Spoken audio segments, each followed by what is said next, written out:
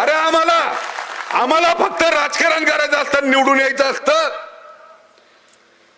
तर जाहीरपणे आम्ही म्हणतोय, जाहीरपणे आज पण म्हणतोय, मला या मतदानच नको,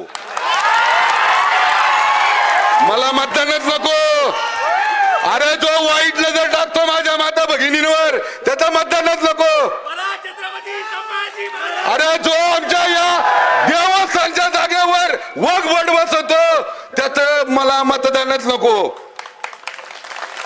अरे इथून पुढे आमदार नाही झालो तरी चालेल, पण शेवटच्या श्वासापर्यंत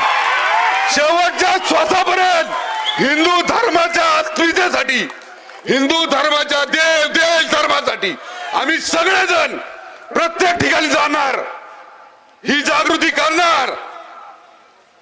अरे आमचं काम काय फक्त लाईट, गटर, पाणी, रस्त्याचे का?